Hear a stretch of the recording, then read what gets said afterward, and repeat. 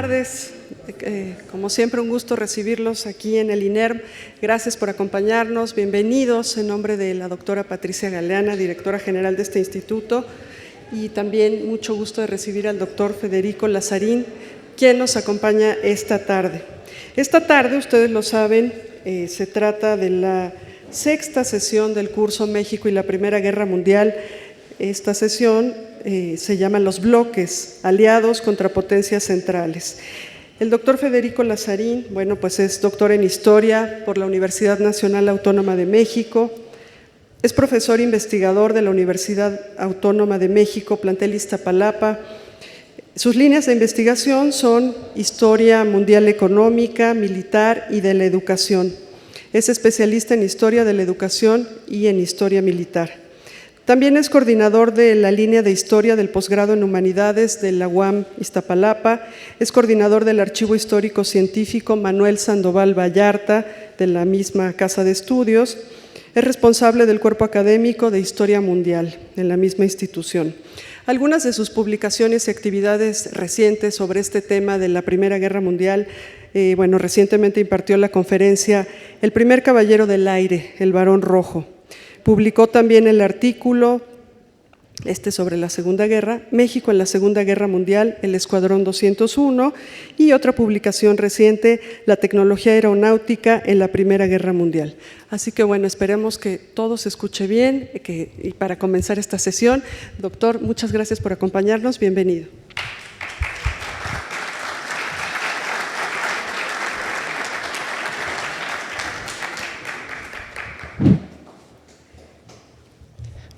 Buenas tardes, tengan todos ustedes.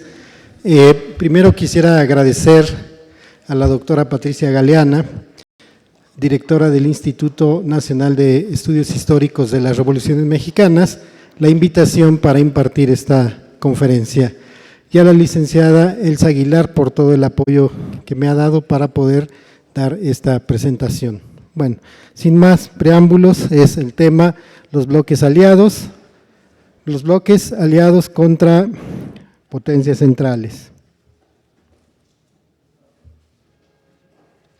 Bueno, daré el objetivo de esta charla, si se alcanza a ver bien, describir y analizar las características políticas, económicas y sociales de los aliados y las potencias centrales en la Primera Guerra Mundial. Es decir, vamos a tener básicamente dos bloques enfrentados en esta guerra y los vamos a conocer por un lado como los aliados o la triple entente y del otro lado las potencias o poderes centrales.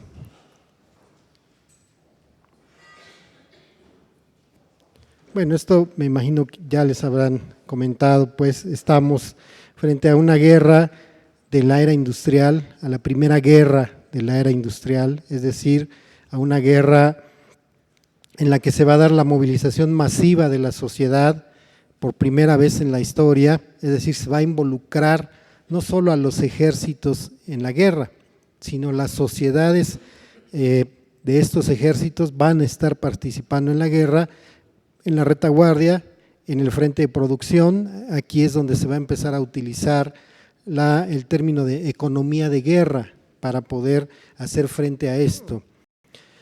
Vamos a ver también, es una guerra que se va a conocer como la guerra total, es decir, una guerra por lo mismo que va a involucrar todo el esfuerzo económico y social de un país para poder enfrentarlo. Y a su vez vamos a tener una economía en donde las Fuerzas Armadas van a estar muy modernizadas, van a tener los últimos avances tecnológicos para combatir.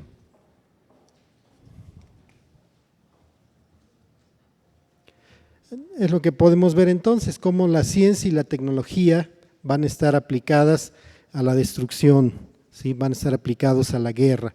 Aquí vemos dos ejemplos, el aeroplano por un lado y el submarino por otro.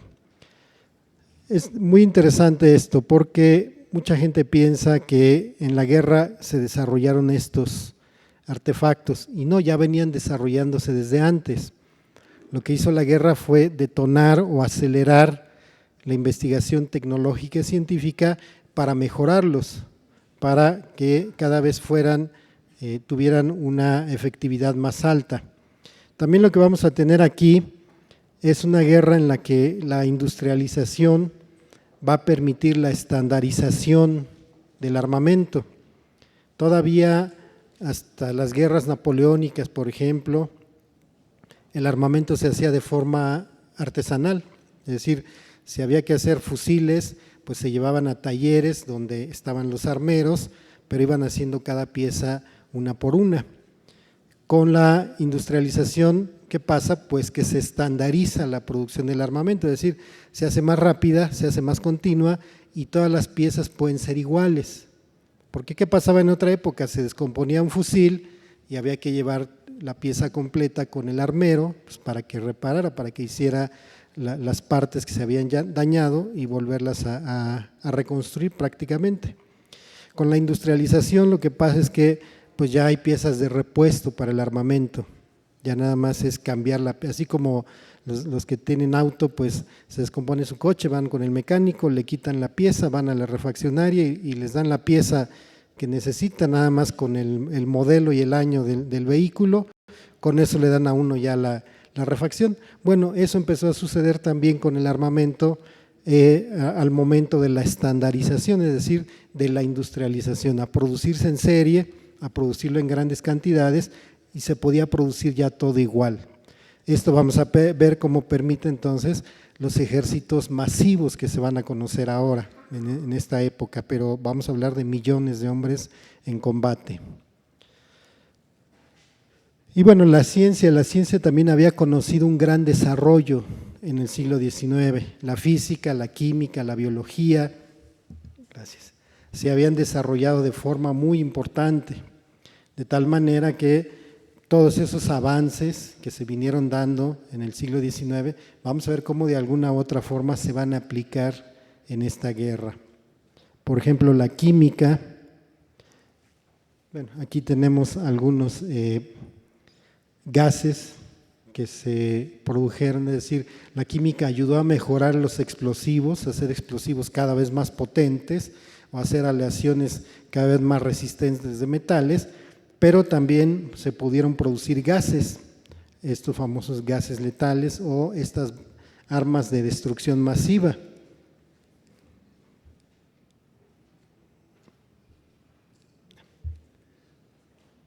Sí, por ejemplo, el bromuro de benzol, el cloruro de carbono, también conocido como fosgeno asfixiante, el cloro, el clorometil cloroformado, bromuro de acetona, el cloropircin, el cianógeno o cianuro, que también era un gas asfixiante, la dibrometil-etilcetona y el dicloruro de metil-éter. Es decir, hay una cantidad impresionante de gases que se fabricaron como armas químicas y que se estuvieron utilizando y que además la tabla nos muestra que se utilizaron por ambos bandos, no solo fueron alemanes o no solo fueron franceses o rusos, los dos bandos en conflicto utilizaron estos gases, de tal forma que, bueno, vamos a ver que uno de los acuerdos terminada esta guerra es precisamente la prohibición de usar gases en la guerra. Y vamos a ver que en la Segunda Guerra Mundial, que también fue muy destructiva y hubo muchas crueldades, en el frente de batalla no se usaron ya gases, ¿sí? Porque desde estos asfixiantes que pues, causaban la muerte casi instantánea de los soldados, hasta gases como algunos que dejaban ciego a los soldados o algunos que les destrozaban los pulmones y les causaban que poco a poco los fueran escupiendo, digamos, les provocaban una tos, y al momento de ir tosiendo iban escupiendo los pulmones. Entonces realmente eran tremendas estas armas y se llegó por ambos bandos a prohibirlas. Pero aquí se usaron básicamente durante toda la guerra, ¿sí? Después se fue viendo la eficacia que fue perdiendo porque los soldados pudieron utilizar sus máscaras. Aquí podemos ver esta imagen, a mí me parece una imagen muy interesante de la Primera Guerra Mundial, porque vemos a un caballo, un jinete, pues, un soldado de caballería, a pesar de que ya se estaba introduciendo el automóvil y el avión, todavía se sigue pensando que la caballería es un arma importante. Entonces aquí vemos a un soldado alemán de caballería, lo vemos, es un lancero, tiene ahí su lanza, pero también tiene ya su fusil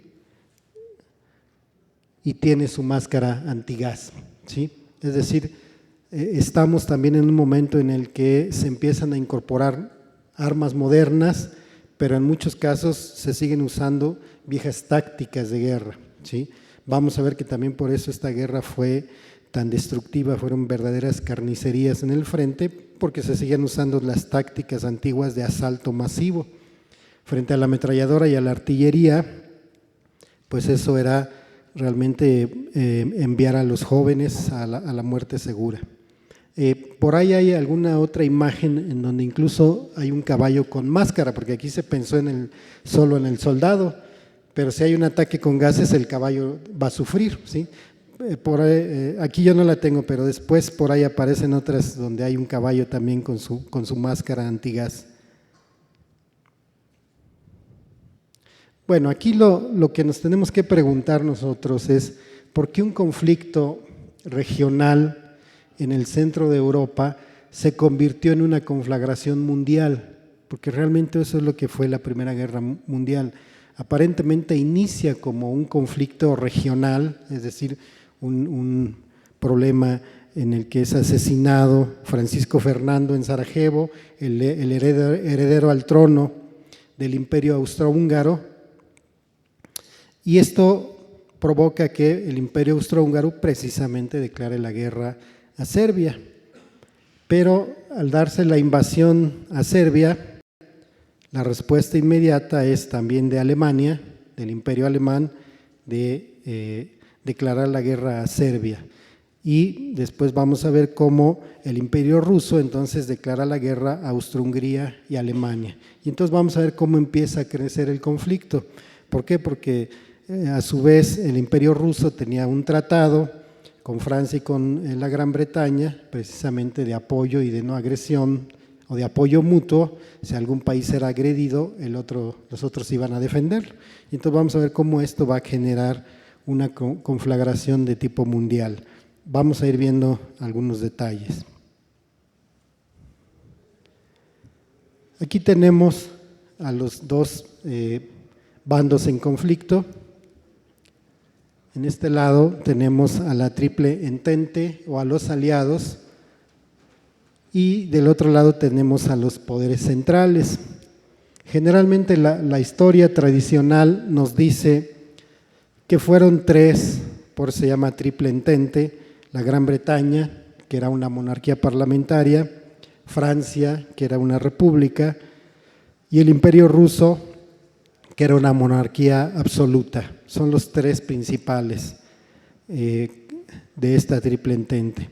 Pero después a ellos se aliaron Bélgica, que también tenía una monarquía parlamentaria, el Reino de Serbia, que había sido atacado por Austro-Hungría, el Imperio Japonés, que también era una monarquía, el Portugal, que en ese momento era una república, el Reino de Montenegro, que también era una monarquía, ingresó a la guerra en 1915, el Reino de Italia, que era una monarquía parlamentaria y también ingresó en 1915, el Reino de Rumania, una monarquía que ingresa a la guerra en 1916, los Estados Unidos, una república en que ingresa en 1917, y Grecia, una monarquía parlamentaria que ingresó también en 1917 a la guerra.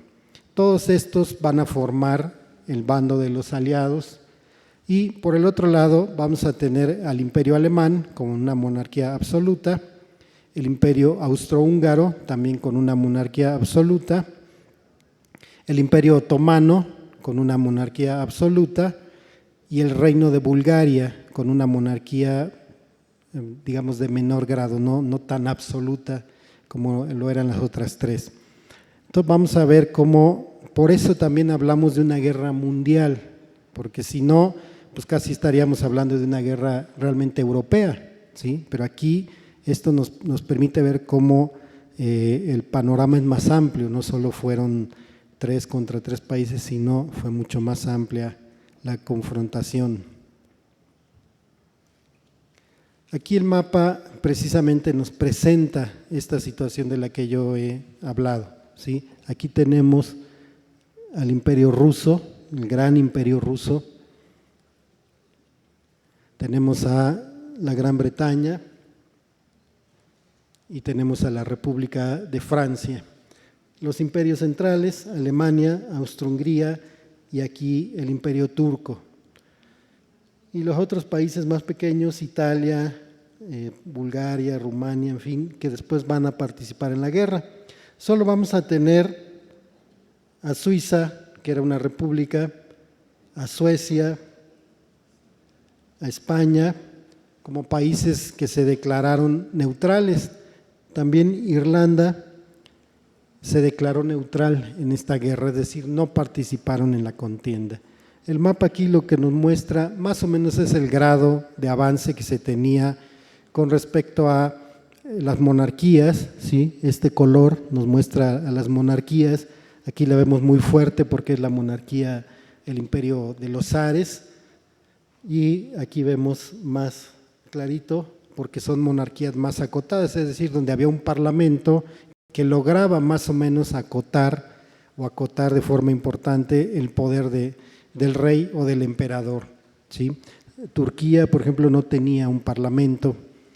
Y aquí tenemos marcadas las ciudades importantes de Europa en ese momento, las ciudades que tenían por lo menos 1 millón de habitantes.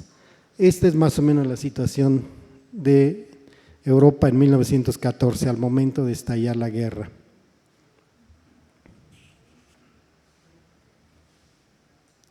Bueno, pero ¿qué es esa Europa entre 1885 y 1914? En estos últimos años de lo que fue el siglo XIX, vamos a tener que Europa vive la segunda fase de la revolución industrial. ¿Qué significa eso? Bueno, pues que ahora la electricidad, el petróleo son los energéticos más importantes y eso permite un desarrollo industrial mucho más rápido. La electricidad permite una concentración industrial más importante en grandes ciudades y el petróleo a la larga lo que va a permitir es la fabricación del automóvil y del avión, es decir, de vehículos más ligeros, pero también más rápidos y que pueden llevar mucha carga.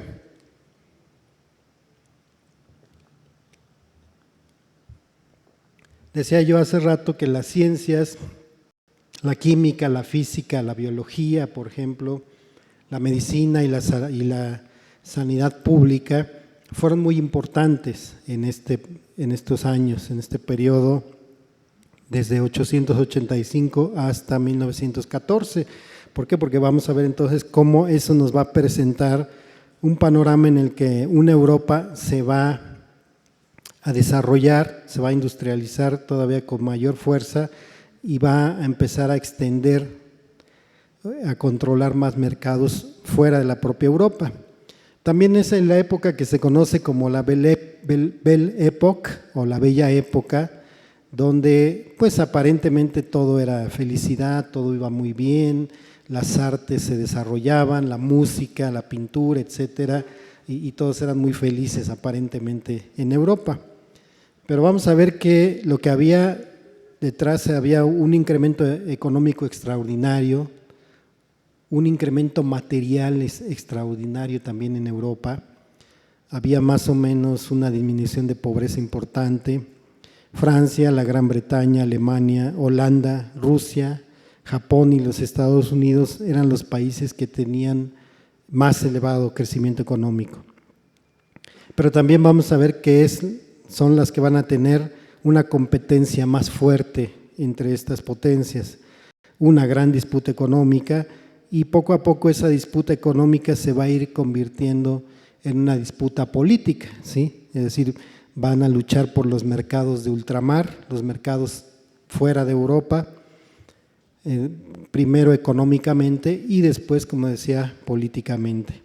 Vamos a ver, es también la época del surgimiento de las grandes empresas industriales, de las grandes empresas de sociedad anónima, ¿sí? Y esto permite una capitalización muy importante a las empresas. Ya van a empezar a dejar de existir estas empresas familiares donde el abuelo va a controlar toda la empresa y la familia se va a distribuir en las áreas de control. Eso va a empezar a desaparecer y van a llegar estas grandes empresas, como decía yo, de sociedad anónima, en donde los dirigentes pues ya van a ser economistas, administradores, contadores profesionales que van a tener otra visión de negocio y van a ser muy agresivos.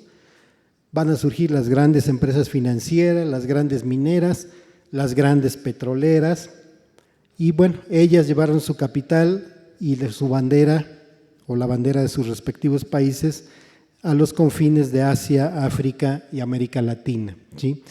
Algunos autores a este periodo de 1885 a 1914 lo denominan la época del imperialismo, es decir, cuando precisamente Europa, los Estados Unidos y en menor proporción el Japón expandieron económicamente e incluso territorialmente en algunas regiones del mundo. Aquí vemos un mapa precisamente que nos muestra estos imperios coloniales, nos muestra la distribución, ¿sí? Vemos Rusia, el más grande de los países del mundo. Bueno, hasta la fecha, con todos los territorios que perdió la Unión Soviética, Rusia sigue siendo el país más grande del mundo.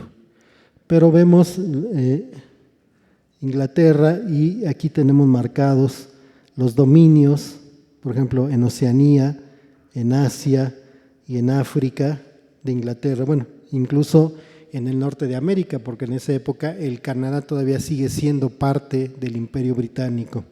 Después tenemos a Francia, y estas son las posesiones francesas en África y las posesiones en Asia y Oceanía.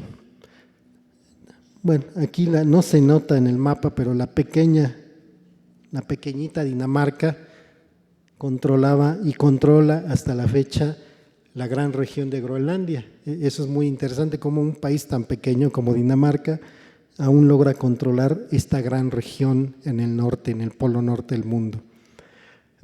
Aquí tenemos un pequeño problema. Esto es Alemania y vamos a ver cómo Alemania tiene pocas posesiones en África, lo poco que pudo lograr tener en África y muy poquitas posesiones en Oceanía y en China y la Indochina, prácticamente frente al Japón, ¿sí? España pues ya realmente ha perdido, solo tiene sus posesiones en lo que se conoce como el Marruecos español, pero realmente ya España ha dejado de ser la gran potencia. También Holanda todavía tiene algunas posesiones acá en Indochina. Entonces, bueno, más o menos estos son los mercados mundiales que están controlando esas potencias y por los que hay gran lucha, gran enfrentamiento por ellos. Y también por eso vamos a ver que la guerra va a ser mundial, porque precisamente Inglaterra, la Gran Bretaña, logró sobrevivir gracias a sus imperios coloniales. ¿Sí? ¿Por qué? Porque de todas las colonias llegaron alimentos y llegaron materias primas para la elaboración de armamentos, para poder continuar con el esfuerzo bélico, a pesar del bloqueo naval, el bloqueo submarino que impuso Alemania. De todas maneras llegó mucho material de sus colonias. Entonces, el que Inglaterra lograra mantener el imperio, eso fue muy importante en esta guerra para ellos, eso le dio buena parte de la victoria. Y también lo que vamos a tener, pues es que precisamente en donde hay frontera entre colonias ocupadas por países que son beligerantes, pues también vamos a tener combates, es decir, en África vamos a tener combates, vamos a tener combates en Asia. El Japón va a atacar las posesiones alemanas en China y lo va a despojar de esas posesiones, ¿sí?, en esta guerra. Por eso estamos hablando ya de una primera guerra mundial, o la Gran Guerra. En su momento se conoció así como la Gran Guerra. Bueno, ¿qué pasa? Frente a ese gran desarrollo económico, frente a ese gran desarrollo industrial, frente a ese gran desarrollo cultural, incluso europeo, vamos a encontrar algo que se llama la crisis del sistema europeo de alianzas, que se va a dar entre 1890 y 1914.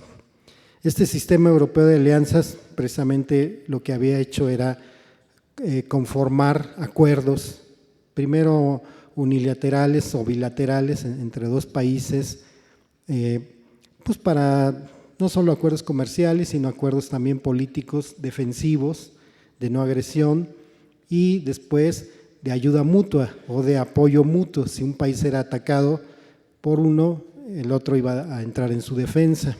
Entonces empezó a formar todo este sistema. El más antiguo se había dado desde 1815, cuando Napoleón Bonaparte fue derrotado, los ejércitos napoleónicos, en ese año de 1815, y se formó la Santa Alianza, o la Santa Alianza, sí, que era Gran Bretaña, Rusia y Francia. Ya desde ahí más o menos tenemos lo que después será la Triple Alianza o la Triple Entente, con la idea de, pues precisamente, conservar la situación sin ningún problema, conservar la situación en Europa y en el mundo tranquila, digamos.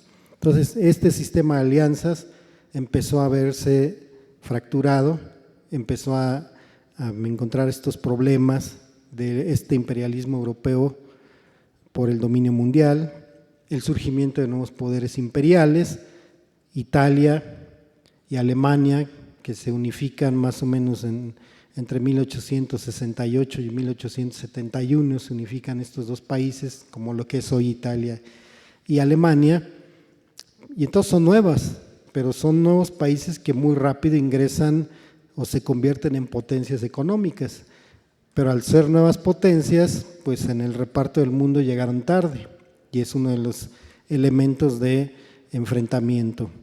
El Imperio Ruso era un imperio que casi no lo hemos visto o casi no se ve en México, pero se expandió hacia el este, ¿sí?, es decir, hacia el Pacífico, y siempre tuvo estas pretensiones sobre la parte de Europa Central, sobre la parte de Rumania, de Bulgaria, en fin, de todos estos países que están ahí, porque para ellos es muy importante la salida al Mar Negro.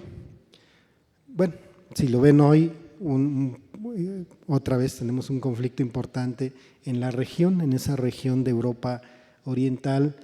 Empezó otra vez con un problema en Crimea, porque Crimea es la salida no solo al Mar Negro, sino por el Mar Negro se puede salir al Mar Mediterráneo, y eso es muy importante en términos económicos y en términos militares para los rusos, ¿sí? Entonces, estamos viendo cómo estos intereses geopolíticos, estos intereses económicos de las potencias empiezan a chocar precisamente en este periodo, 1890-1914. Vamos a tener esa búsqueda de mercados extraeuropeos, esa salida, y bueno, pues de repente van a encontrar con que ya están topados por otra potencia. América Latina va a ser tratar de inundar con capital y con productos. Por ejemplo, para México va a ser la llegada de empresas tan importantes como Siemens, alemana, de productos eléctricos, y que hasta la fecha sigue en México, entonces es una empresa muy importante.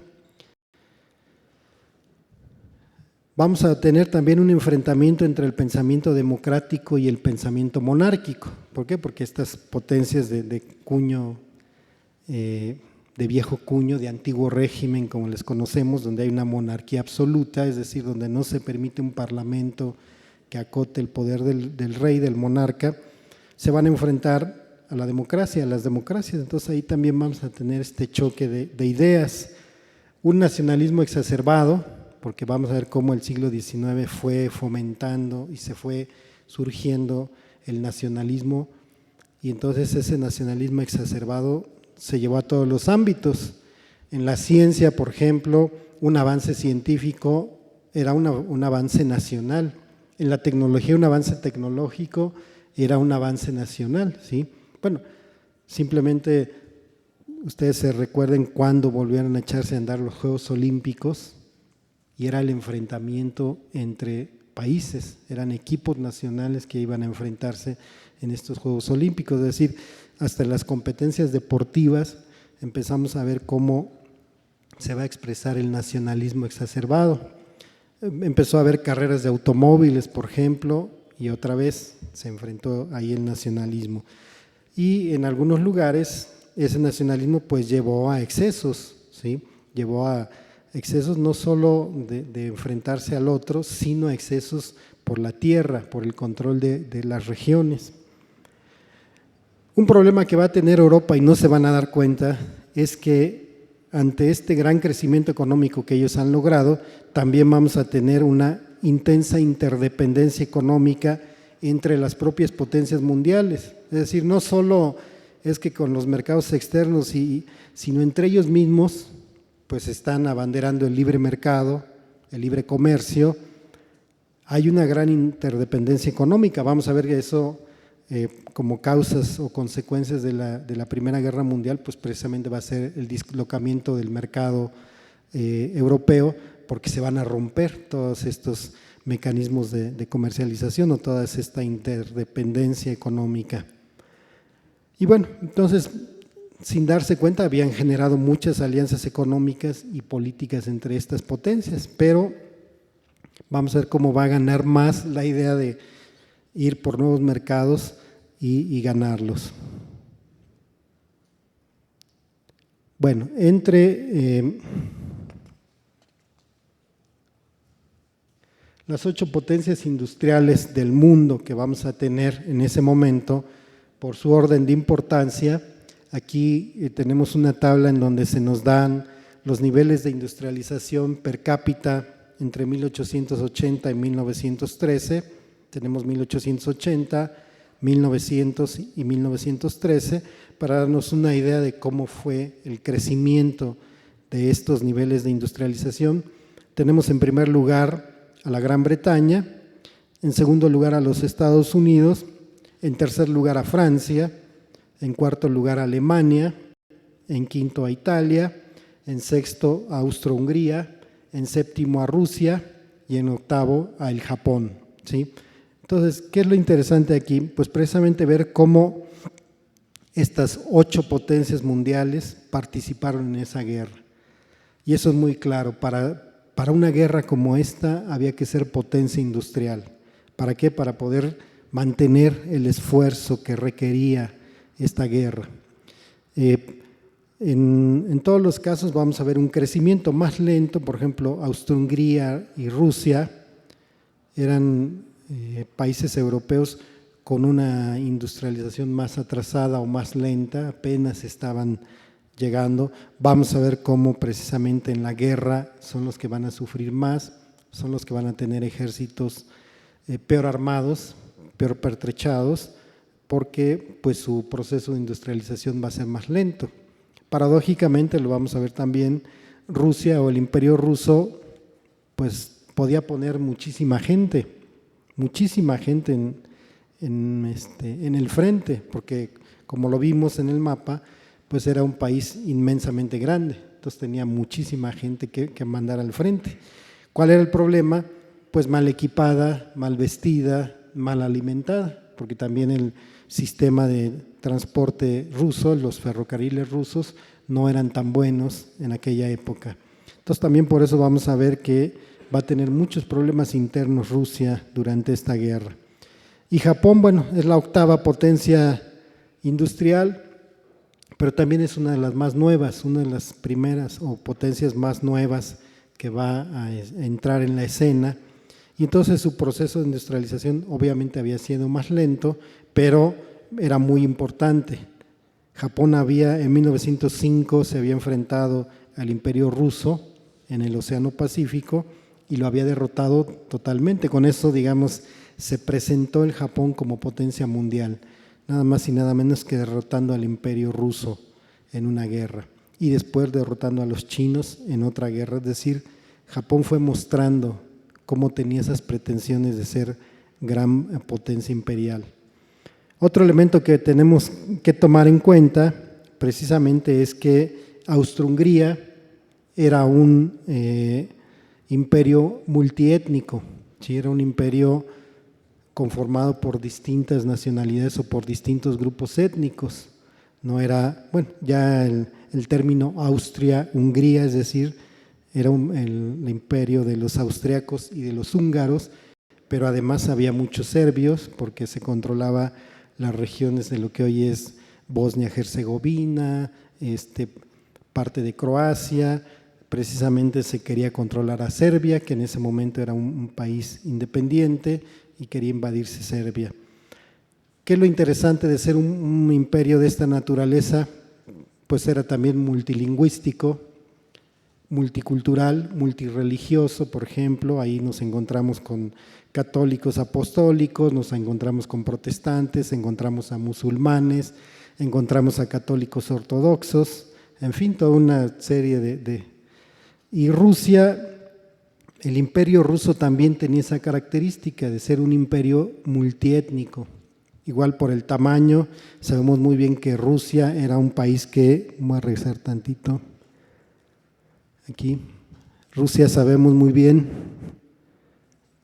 es un país que está una parte en Europa y otra parte en Asia, ¿sí? Entonces tiene población europea y tiene población asiática, y es tan diverso que tenía desde población urbana en las zonas europeas, población campesina, pero también tenía todavía población que nosotros consideramos o le llamamos nómadas, pero que más bien eran cazadores recolectores todavía, que vivían en las zonas del desierto, ¿sí? Entonces, eso es muy interesante porque nuevamente tenemos a un gran país, un gran imperio, multiétnico, multilingüístico, multicultural, multirreligioso. El otro era que no está dentro de estas ocho potencias industriales, era el Imperio Otomano. El Imperio Otomano también era un imperio multilingüístico.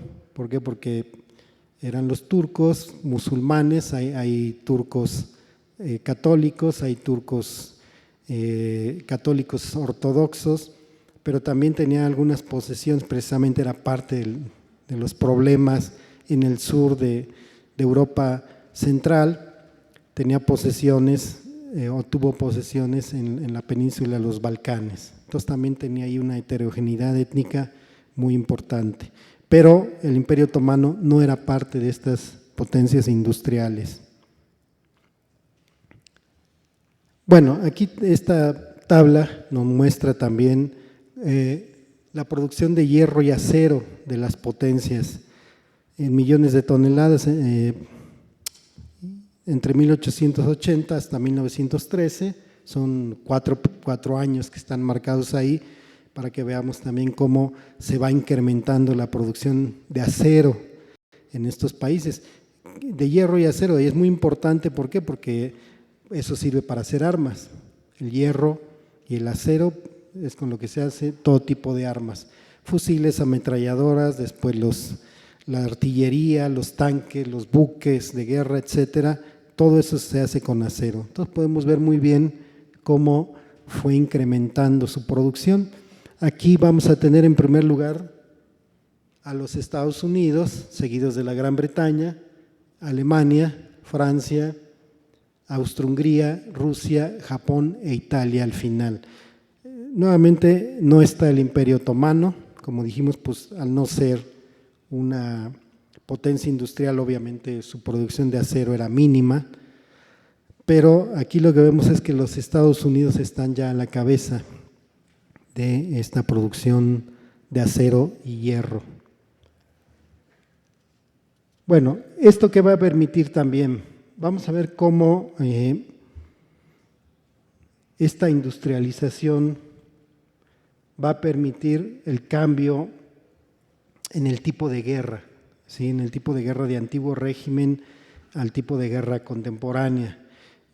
Mucha gente piensa que es precisamente la Primera Guerra Mundial en la que se dan esos cambios.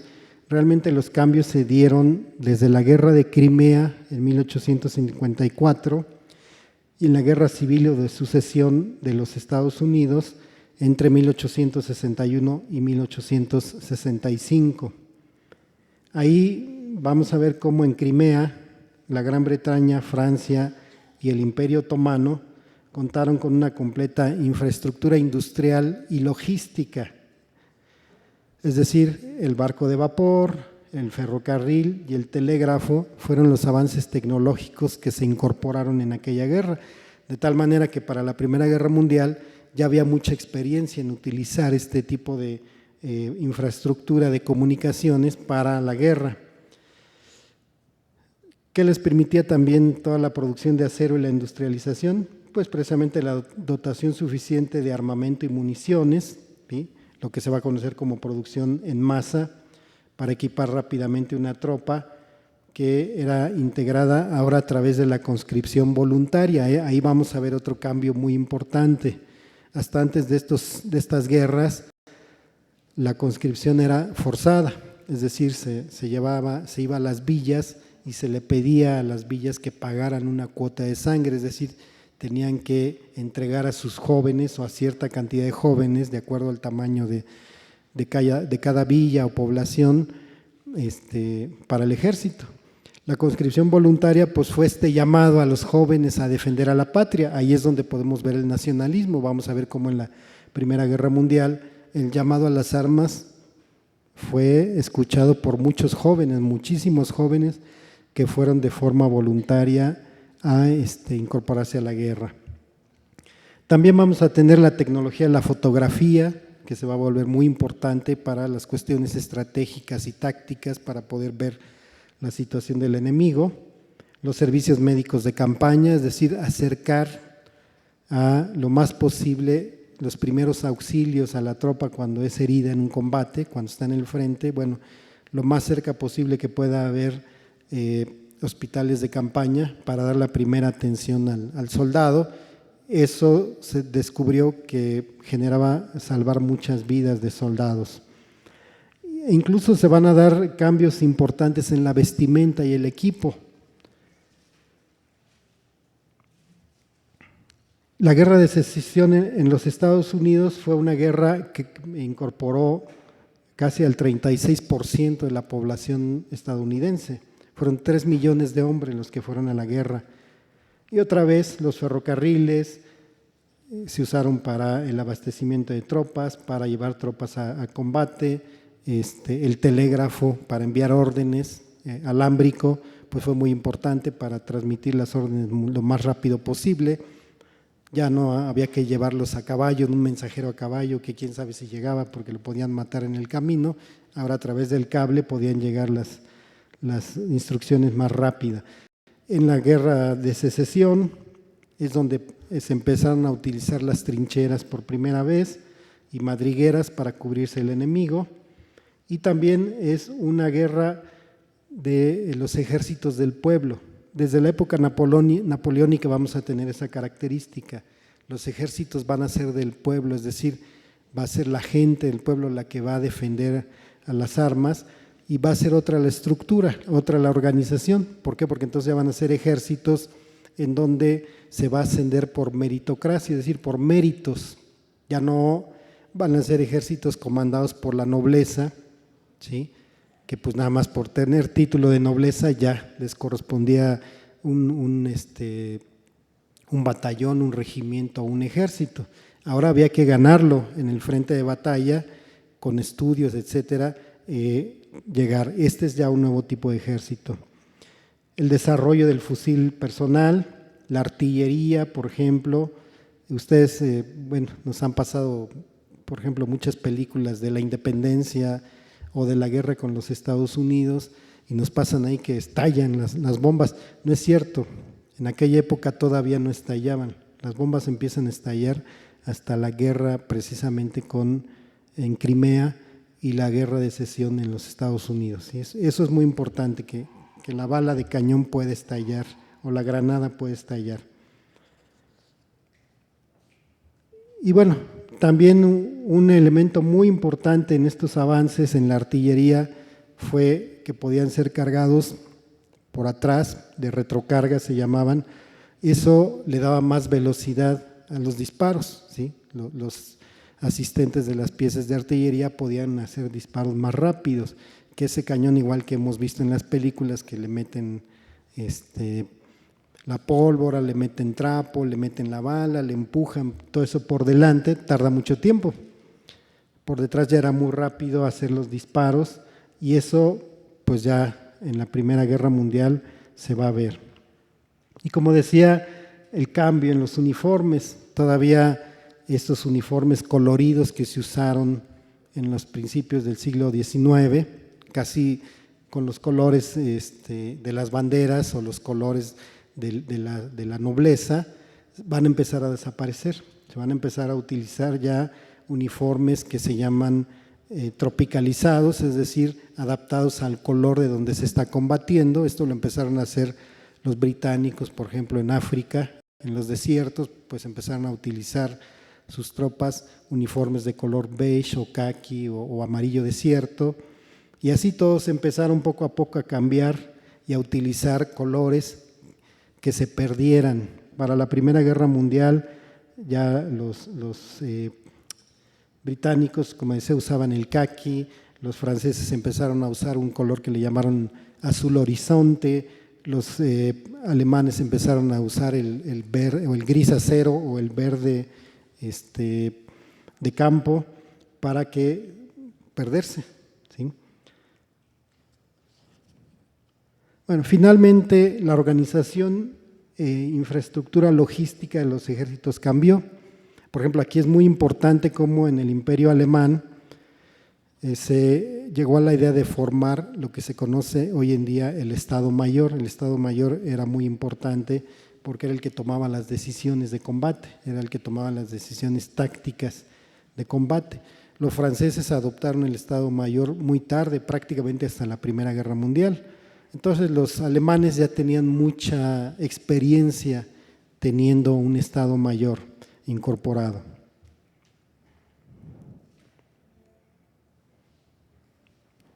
Precisamente en este mismo periodo, entre 1890 y 1914, vamos a tener lo que se conoce como la paz armada. Es decir, es un periodo, decía yo, la última guerra en Europa Occidental fue en 1870-71, la guerra franco-prusiana, en donde los prusianos, los alemanes, derrotaron a los franceses, pero desde esos años, 1871 hasta 1914, Europa no había conocido guerra. Por eso al periodo se le conoce como el periodo de la paz armada. ¿Por qué? Porque precisamente es un periodo en el que las potencias van a empezar a rearmarse, ¿sí? Van a empezar a hacer uso de toda esta industrialización, todas estas nuevas armas más potentes, con mayor velocidad de disparo, buques a vapor y con cascos de acero, el submarino, el avión, todo esto va a empezar a ser incorporado. Aquí en las imágenes podemos ver una pieza de artillería pesada, ¿sí? Es una pieza tan grande que tenía que ser transportada en carros. Todavía estos carros iban jalados por caballos. Aquí estamos viendo ya soldados belgas practicando con ametralladoras, y aquí vemos lo que será el buque más importante durante la Primera Guerra Mundial, que es el acorazado. El acorazado, precisamente en estos años de entre 1890 se empezó a diseñar, y el acorazado significaba un barco de guerra muy pesado, de más o menos 30 o 40 mil toneladas de desplazamiento, con una artillería muy poderosa. Estamos hablando de piezas de artillería de más o menos 320 o 380 milímetros de calibre, que eran obviamente piezas tremendamente grandes de artillería, el casco de acero para protección, y entonces era el buque insignia, o eran los buques insignia de las flotas de guerra, estos acorazados. Obviamente la marina de guerra más grande del mundo en ese momento o en este periodo era la Marina Británica, ¿sí? Después de que los españoles son derrotados en las guerras de independencia en Hispanoamérica, la Marina Británica se convierte en la marina más poderosa del mundo y va a tener pues, la mayor cantidad de barcos. Los ingleses entienden que para poder controlar su imperio, que es un imperio que tiene posesiones en Asia y en África y negocios en América Latina, se necesita tener una marina muy poderosa. Para 1914 igual, la segunda marina del mundo va a ser la marina de los Estados Unidos, va a ser la marina norteamericana, la que va a estar en segundo lugar. En tercer lugar vamos a tener a la marina alemana, la del Imperio Alemán, que precisamente Bismarck, en este periodo de 1870, empieza a formar esta gran marina, pero Bismarck se da cuenta que es muy difícil hacer una marina tan poderosa como la británica. Todo lo que piensa Bismarck es, bueno, en el Mar del Norte, en el Canal de la Mancha, enfrentamos a la marina británica y en el Mediterráneo nos aliamos con la marina francesa para poder hacer un balance de poder. Claro, no se pudo dar esa situación porque al final Francia fue aliada de la Gran Bretaña y vamos a ver que también solo tenemos la batalla de Jutlandia, que es una batalla naval en el Mar del Norte, en donde es una derrota impresionante para la marina alemana, otra batalla precisamente en las Islas Malvinas, donde vamos a tener buques británicos y alemanes enfrentándose, pero no hay más batallas navales en la Primera Guerra Mundial. ¿Por qué? Porque los alemanes entienden que no van a poder enfrentar a la gran marina británica y repliegan sus buques a los puertos para defensa de los mismos.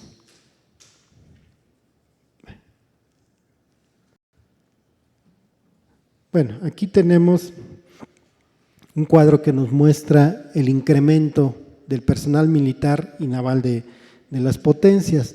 Nuevamente tenemos a estas 8 potencias de las que hemos estado hablando, ¿sí? Donde está Rusia, Francia, Alemania, la Gran Bretaña, Austria-Hungría, Italia, Japón y los Estados Unidos, por la cantidad de tropas. Por ejemplo, en 1880 Rusia tenía 791,000 soldados y para 1914 tenía 1,352,000, es decir, tenemos un incremento importantísimo de tropas, casi el doble. Y básicamente todos los países fueron aumentando. Francia de 543,000 a 910,000, Alemania de 426,000 a 891,000, es decir, hay un incremento paulatino que nos muestra precisamente cómo se está dando este rearme en este periodo de la paz armada y cómo pues esto crece de manera impresionante y esto pues no se han hecho todavía estudios, pero cómo pudo impactar en las grandes empresas. Imagínense todas las empresas que dotaban de uniformes, de fusiles, de municiones, de cañones, de ametralladoras, en fin, todos los pertrechos que necesitaba un ejército. Imagínense el negocio que representó eso para estas grandes empresas. También lo que tenemos aquí es precisamente cómo este proceso permitió, como decía yo, mejorar fusiles. Aquí hay una anécdota muy interesante. Pues ya tiene un tiempecito, hace algunos años, yo tuve oportunidad de visitar el Museo de los Marines o del Cuerpo de Marines de los Estados Unidos en Washington y me llamó mucho la atención cuando veí una maqueta de la Primera Guerra Mundial donde estaban unos soldados alemanes y decía ahí que tenían un fusil hecho en México. El fusil era el fusil Mondragón. El fusil Mondragón fue el primer fusil automático o semiautomático, que se produjo en el mundo. Y lo paradójico es que aquí el ejército mexicano, porque el fusil Mondragón es de la época de Porfirio Díaz, Mondragón era un general del Porfiriato. El ejército mexicano no lo tenía, pero el ejército alemán en la Primera Guerra Mundial sí lo tenía. Y ya investigando un poco sobre ese fusil, fue vendida o fue hecho bajo licencia por una empresa suiza que después compraron los alemanes y lograron hacer este fusil allá para su propio ejército. Entonces, esto es muy interesante cómo estos desarrollos tecnológicos pues se fueron dando.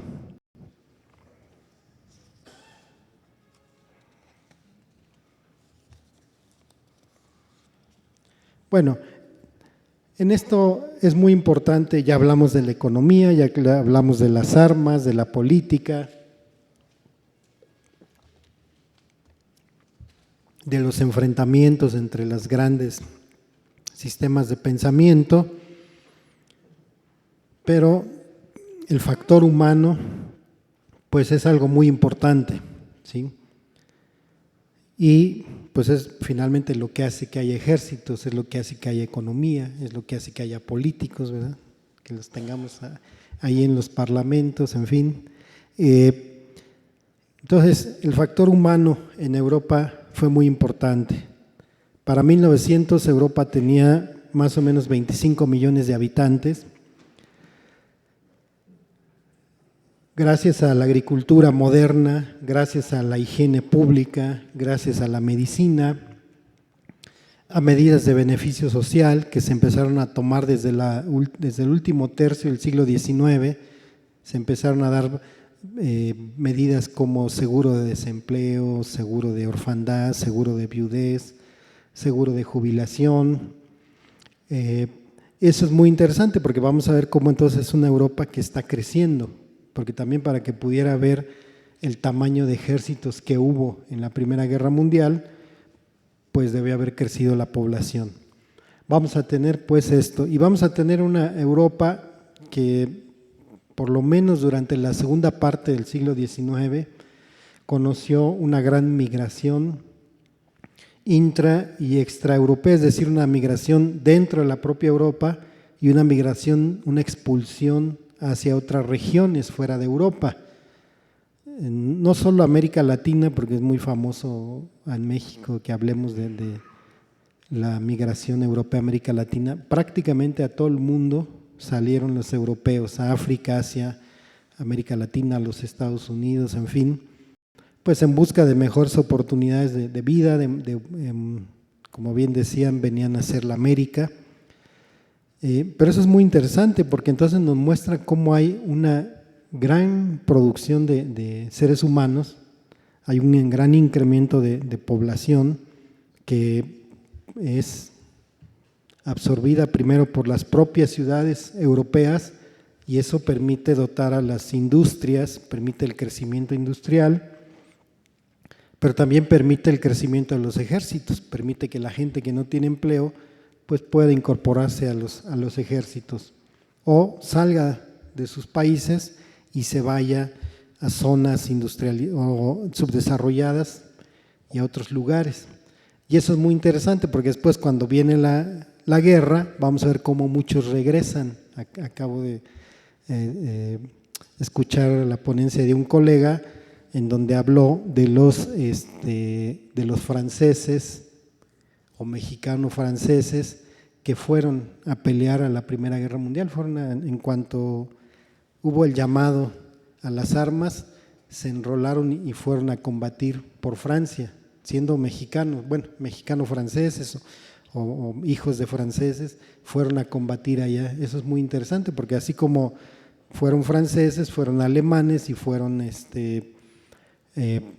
ingleses, etcétera, italianos, todos regresaron a su tierra a combatir o sus hijos regresaron a su tierra a combatir. Entonces, como digo, esto es muy interesante, el factor humano que permite pues que se den este tipo de situaciones. Aquí tenemos precisamente la tabla otra vez de estas 8 potencias, cómo se fue dando entre 1890, 1910 y 1913. Por ejemplo, el Imperio Ruso, entre 1890 y 1913, su población creció en un 50%. Los Estados Unidos de América creció en un 55%, en el Imperio Alemán creció en un 36%, el Imperio Austrohúngaro un 22%, en el Imperio Japonés 28.5%, el que menos crecimiento poblacional tuvo, aquí lo podemos ver, fue Francia. Francia solo creció el 3.65%, no obstante, al inicio de la guerra, o en 1913, tenía 39.7 millones de habitantes. Gran Bretaña creció en un 22% e Italia en un 17%. ¿Sí? Entonces, esto, como digo, va a permitir que se puedan crear estos grandes ejércitos de jóvenes. Aquí tenemos también esta tabla que nos muestra la distribución de la renta nacional y la renta per cápita. Esto es interesante porque nos permite ver cómo, por ejemplo, las dos potencias menos industrializadas, como Rusia y Austria-Hungría, tenían también una renta per cápita muy baja, 41, está en dólares, 41 dólares y 57 dólares, 41 de Rusia y 57 de Austria-Hungría, pero los Estados Unidos tenían 377 dólares, el Reino Unido 244, Japón también tenía poquito, 36, sí, pero Japón siempre fue más pequeño. En fin, esto también nos permite ver ese gran incremento de la economía, un gran incremento de la población y en algunos casos mejores niveles de vida, ¿sí? Que van a estar ligados a este factor que es muy importante. Perdón, me salté estamos bien. Que es el de la educación. Curiosamente, en Europa, en el año en que inicia la guerra, en 1914, se van a tener muy altos niveles de alfabetización. Por ejemplo, se ha encontrado que el ejército alemán era uno de sus tropas, tenían más o menos el 90% de alfabetización, es muy alto para un ejército, es decir, es un ejército muy instruido. También tenían sistemas de educación técnica muy avanzados y esto permitía precisamente la industrialización, tanto en Francia, es muy famoso y siempre se hablaba de la educación técnica alemana, pero la educación técnica francesa, estadounidense o inglesa eran muy buenas y tenían sistemas que habían ido conformando desde finales del siglo XVIII. Entonces vamos a ver cómo esta Europa también tenía una población muy educada, por lo menos altamente alfabetizada. Tenemos una educación superior, pues de primera línea.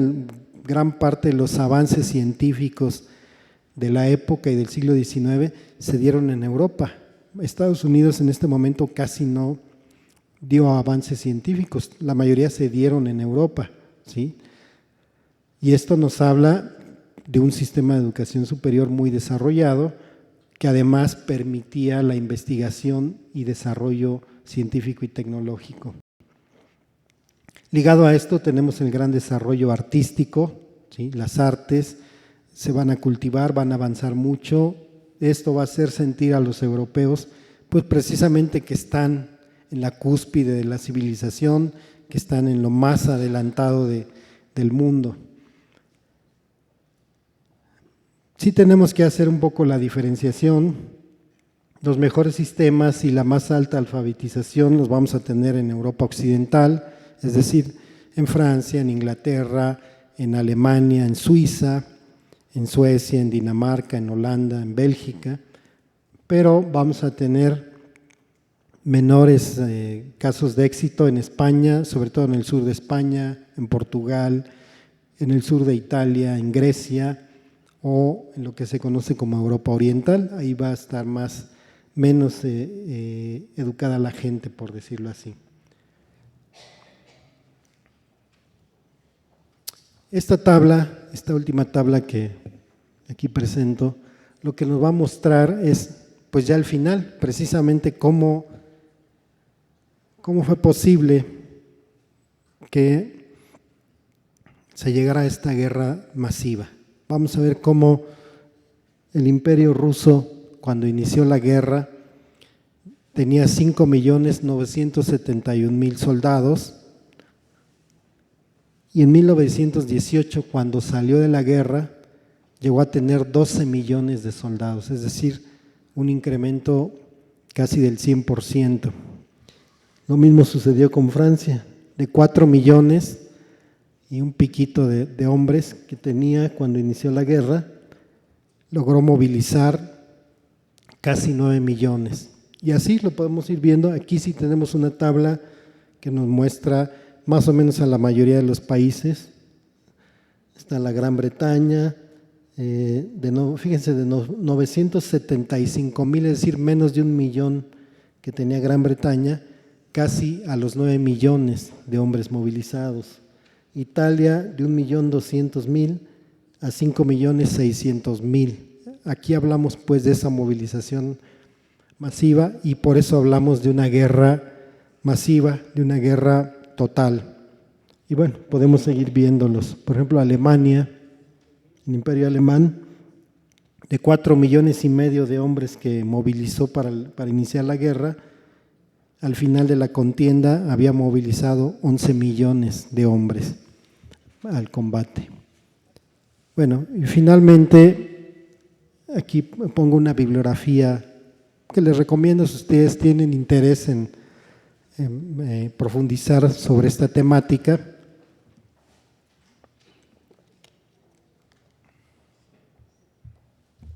Pueden conseguir estos textos, todos se consiguen en México. Algunos ya son, bueno, aquí puse unas ediciones un poco viejitas porque son las que yo tengo, pero hay ediciones más nuevas de estos mismos textos, ¿sí? Por ejemplo, La época del imperialismo, de Mommsen, pues un libro clásico, precisamente nos habla de este periodo de 1885 a 1918, cómo se fue dando todo esto que hemos comentado el día de hoy, desde el sistema de alianzas, la paz armada, cómo se fue rompiendo este sistema de alianzas y cómo se llegó a la guerra.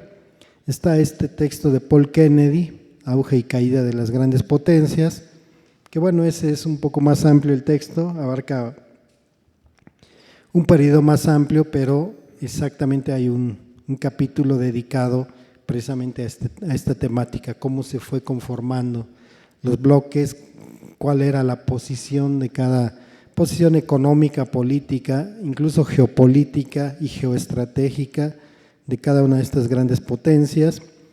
Tenemos de Michael Howard, de la Primera Guerra Mundial, ya tiene 10 años este texto, es un libro más o menos pequeñito y muy fácil de leer, muy rápido.